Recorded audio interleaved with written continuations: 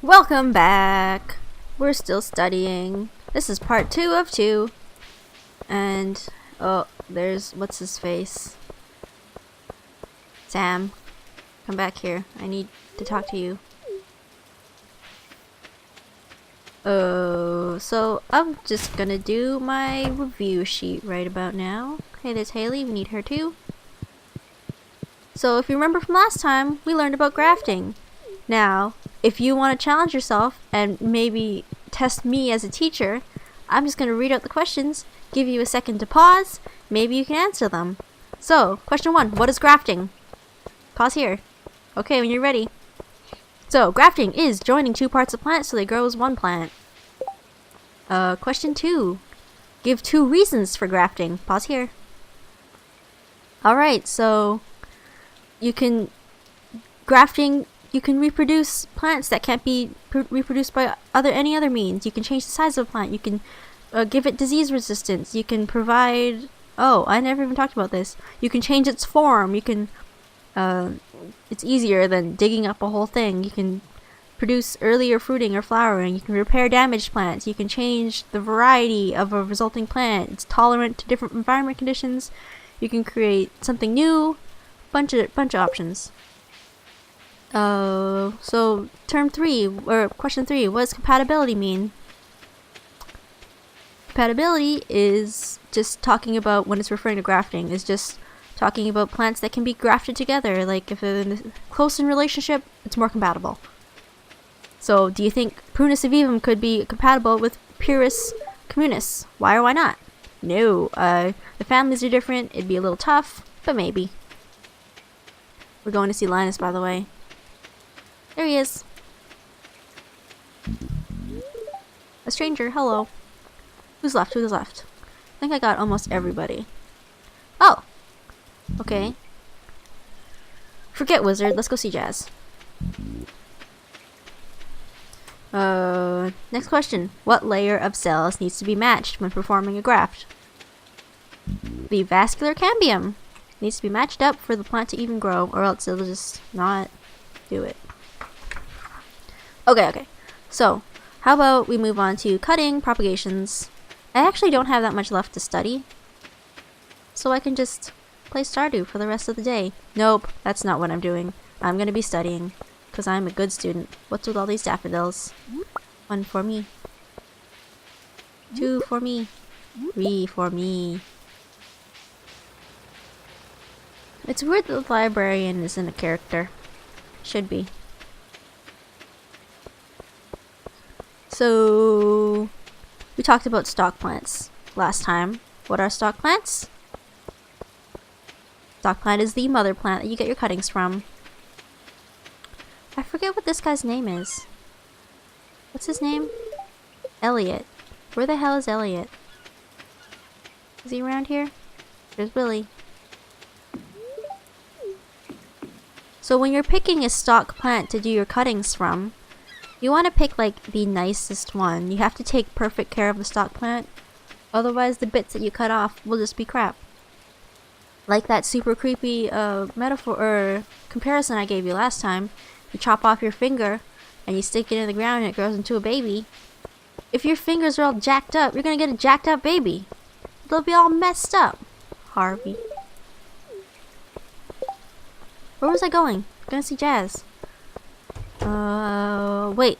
Let's go buy some potatoes. Oh shoot, it's Wednesday.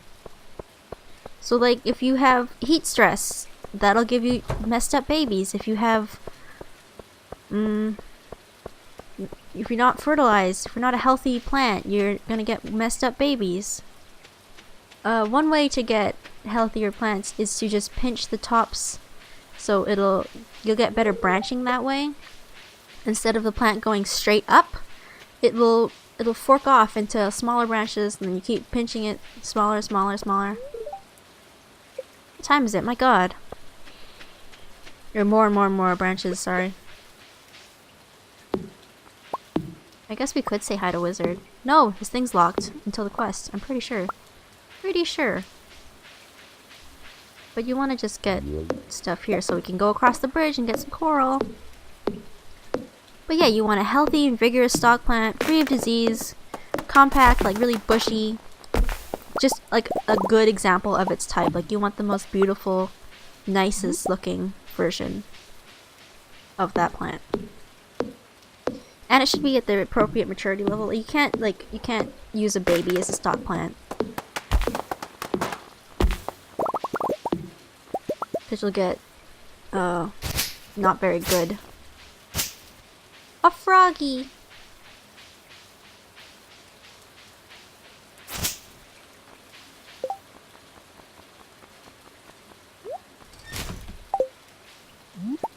Yes, dandelion for Penny.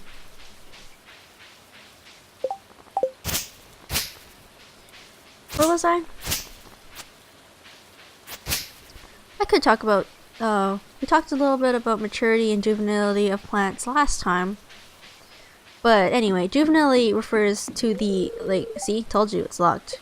It refers to the chronological age of the tissue. So like seedlings are juvenile, like new plants are juvenile. So then what is maturity? Maturity is the physiological age of the tissue. So like they're mature as soon as they flower, they're mature when they produce seeds. That is a mature plant. So you don't want to be using a juvenile plant because it doesn't have anything. It's useless. But you can, if you chop off the seeds and the flowers, it turns a mature plant into a juvenile plant. Where am I going? Why is it raining so much? How the hell is it 9 p.m.? Whoops. Wasn't it just like 6 in the morning? No, it wasn't. It's only day 3. What am I talking about? Am I going insane? I might be going insane. Let's grab some of that wood. Forget the rest of the day. Let's just cut trees.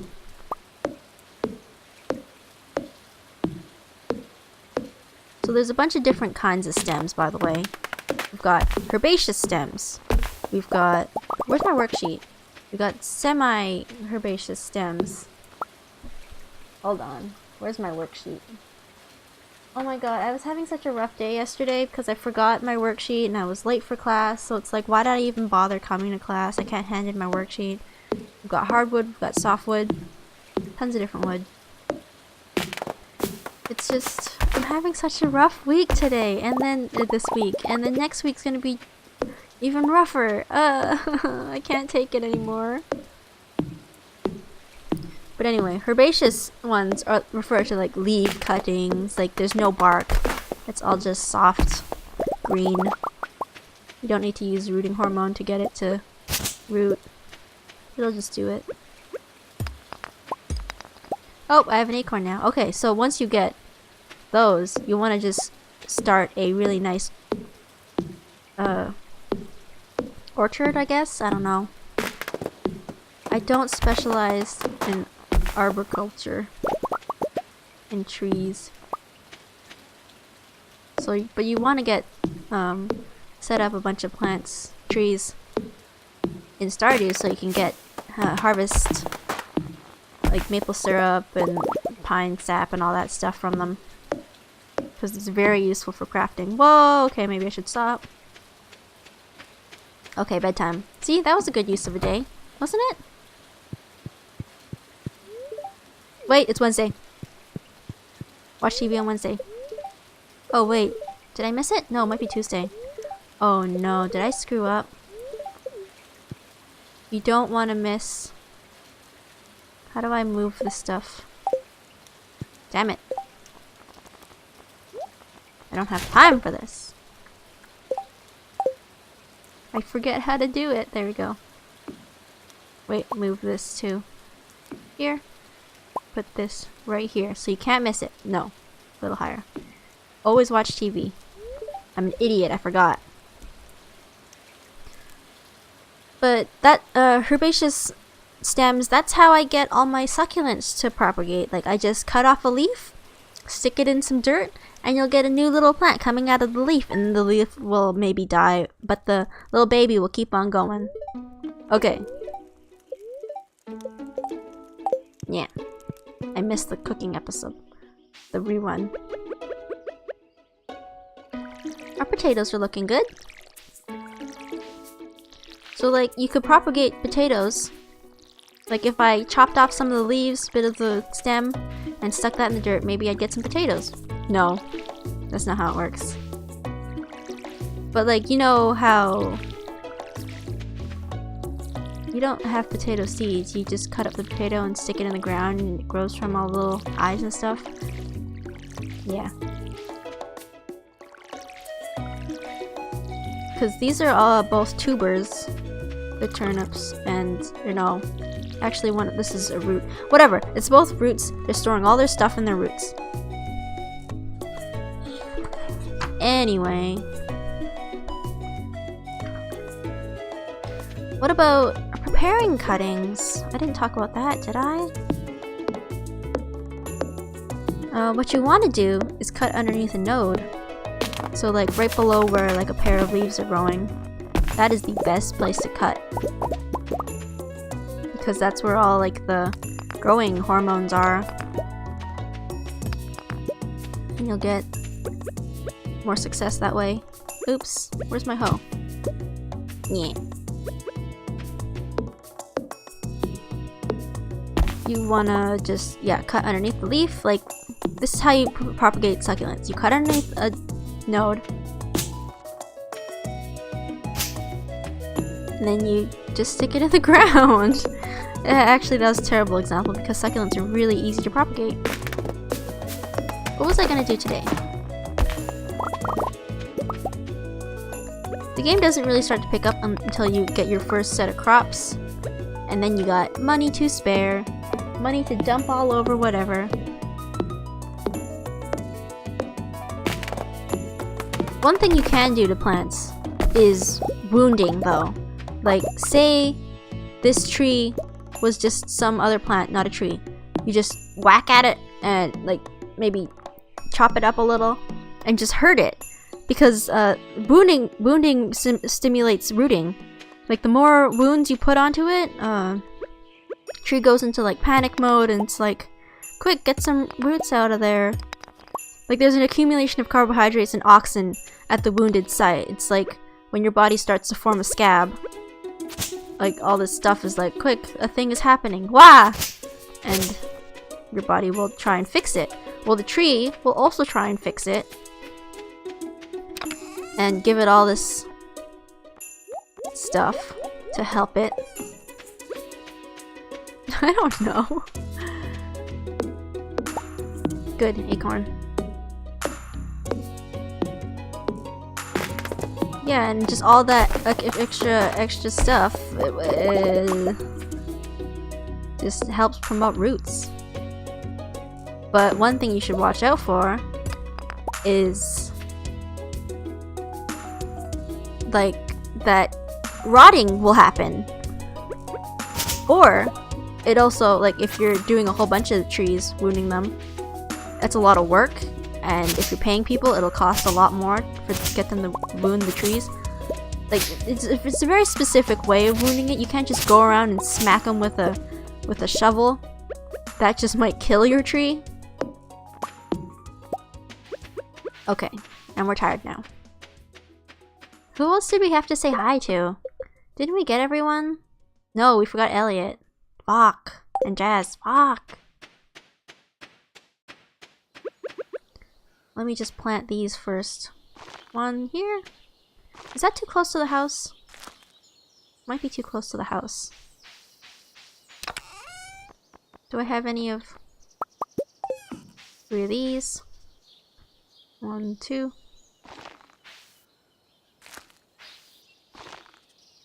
You can actually plant trees pretty close together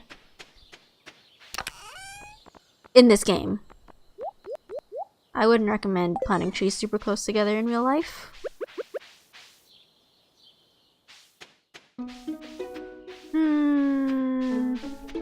Another thing you can do when you're doing cuttings, and not with trees and wounding, you can also reduce the leaf area.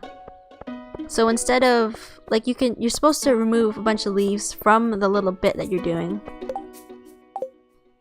But you can also cut the bigger leaves, just like chop them in half. Like you reduce water loss through transpiration that way. What should we get? It also increases air circulation because you don't have all these leaves sucking up all this space. Cauliflower. Let's get a couple beans. And because you don't have all these leaves sucking up space, Elliot. Okay, I think Jazz is at school. It's Thursday.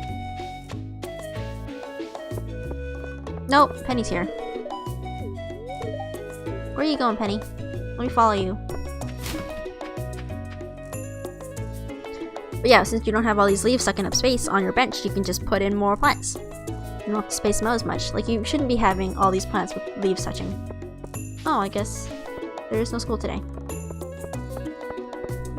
Of course, disadvantages to this is it decreases the amount of photosynthesis because, well, of course, you have less leaf. Less leaf equals less photosynthesis. Photosynthesis. And of course, it also increases the risk for disease. You can also, if you cut a bunch of plants but the rest of the plant isn't ready, one thing you can do is just store them. You can just stick them in your fridge, cool temperatures from 4 to 8 degrees, and just a relatively high humidity, and they'll be totally fine. Like, stick them in some water, put them in your fridge. It's all good. I think you can wound those too, but whatever. So a callus will also form there, the scab that I was talking about last time. And one interesting thing from class that I learned is that polarity is a big deal with plants. If you store, okay, say you have your stick and it's right side up and the roots are growing, right? The roots will grow down normally. And you'll have like, it'll look like a paintbrush holding the paintbrush down. But if you have the stick upside down, the roots will still want to grow down, so they'll just grow down, and what you'll have is a mop, like you're holding up a mop upside down. So imagine that, and it's just a big mess of roots. And like sometimes you might actually want them to grow, the roots to grow upside down. I don't know why, but you could. Where the hell is Jazz? Oh my god. And of course, what you want when you're rooting things, you want good drainage. Like, you can use as much water as you want, as long as it drains properly. I don't know where Jazz is. Should I just wait in front of her house? Like a weirdo? Wait, I can't plant my beans. They will, I mean, I'll die. I got no energy. Okay, let's take a look. Oh, 14. No, actually, I'll be fine.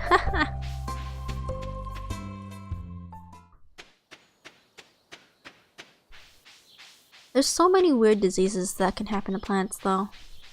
Like botrytis. It's like gray and fuzzy. Oh my god, finally. She was right here the whole time. Am I done? Am I done? Give someone a gift. Yeah, I'm gonna give Penny a gift in a second. And you got pests that you have to worry about. Fungus gnats, shore flies. They love moist environments. They love root hairs to eat. It's like, I get it. I would also eat a tasty root hair. Look at all this grass. God, I would love to have a farm. You guys don't even know. I would love it. Georgia Cola. Fish. Beans. Why isn't it working? There. Okay, Penny. I'm coming for you. I got you your dandelion. I should do a whole series about all the stuff I learned in horticulture because it's really quite fascinating. Like, one thing other for disease, there's a disease triangle. If you're missing one thing from this triangle, disease just won't happen. So, like for example, for disease to happen, you need a host, you need the pathogen, and you need the favorable environment. If you don't have an environment, the host and the pathogen will just die, or the host won't die, the pathogen will die. If you don't have the pathogen, it's fine, you have a host and an environment, that's good. If you have a pathogen and the perfect environment, but you don't have a host, what's the pathogen gonna do? Nothing. So yeah, that is the disease triangle. You need a host, pathogen, and a favorable environment. Susceptible host and a healthy pathogen. Well, not healthy. No pathogen is healthy. I need some stone. I want to build something nice. Let's put together a path. Cobblestone or gravel? Cobblestone. I should be using the rocks for something else, but no. Look at that. Isn't that nice? Isn't that nice? I think it's nice. Need some more.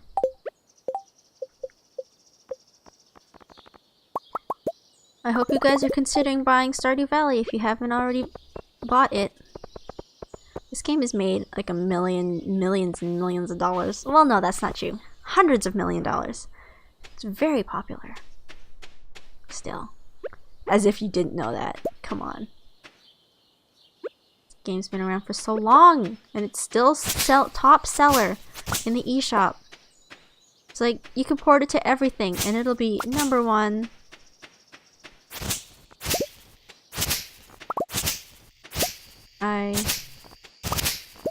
I would love to just make games all day.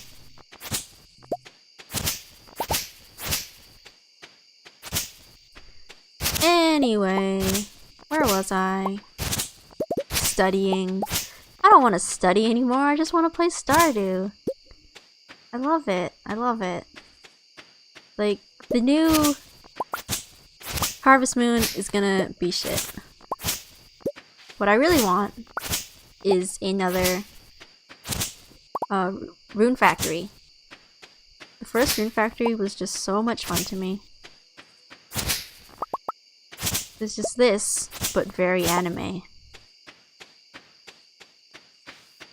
Like, if this had better fighting, this would be the best game ever. Okay, let's go to bed now. I think that's enough. I think tomorrow the cave will be open, maybe. Did I already check the TV? I did. But yeah, that was a good 20 minutes of studying. I think that's good enough. I don't think I have any more things to study. But I'm just gonna continue playing this. Maybe I'll film another video. Maybe I'll stream. Maybe I'll study more. But yeah, I'm just gonna listen back to what I already filmed. So bye guys. Thanks for watching. I hope you learned at least one thing. I learned some things. Goodbye.